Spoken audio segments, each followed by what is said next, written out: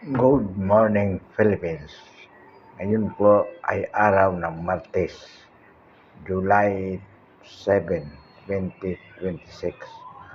Marami pong kaganapan mga kaibigan, mga kapatid, mga kabarangay, mga kababayan. Una po dyan yung pag-aresto kay Senator Marcolita. At pangalawa po dyan, yung simula ng unang araw na impeachment kay VP Sara Duterte.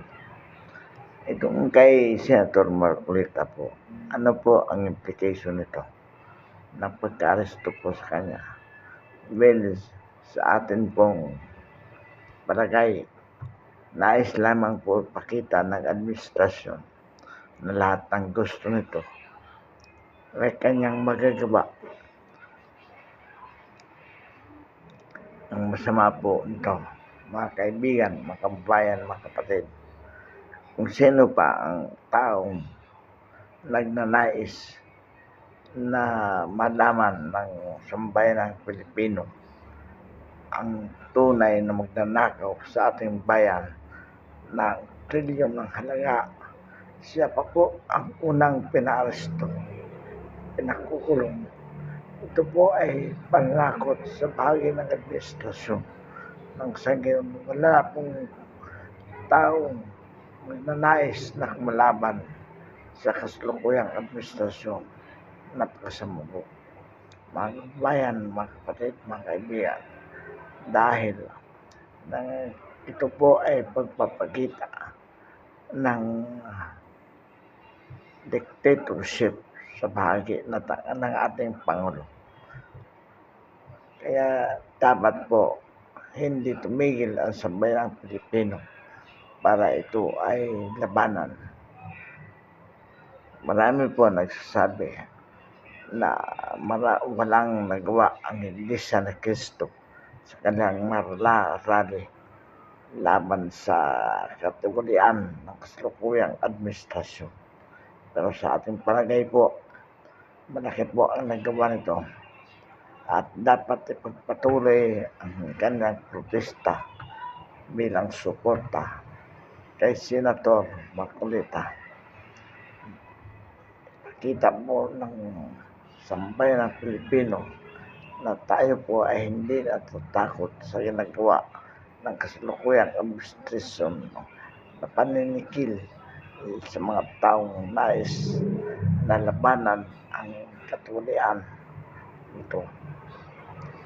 Pangalawa po, sa unang araw na impeachment ni VP Sara, nais din pong ipakita na talagang gusto ng administrasyon matanggal po si VP Sara nang sa gayon hindi na pa ito makatakbo bilang Pangulo sa 2028. Mga kaibigan, mga kababayan, mga kapatid, sa unang araw po ng impeachment, nakita po natin kung paano minamaniobra ang Senado sa pamamagitan ni Chis Escudero bilang presiding officer.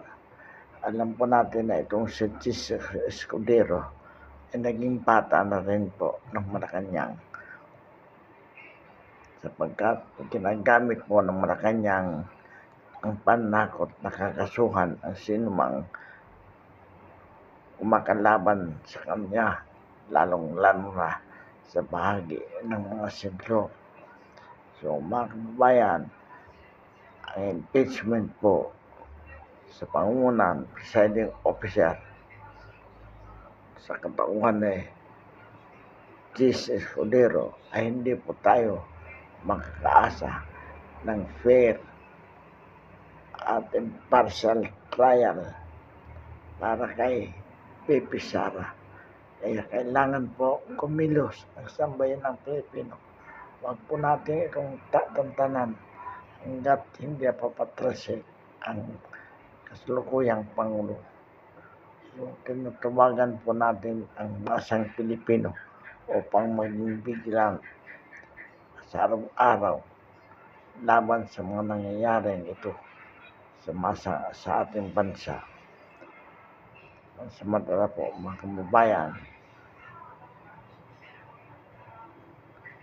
bakasan natin ang ating talakayan ngayong umaga at marami pong salamat.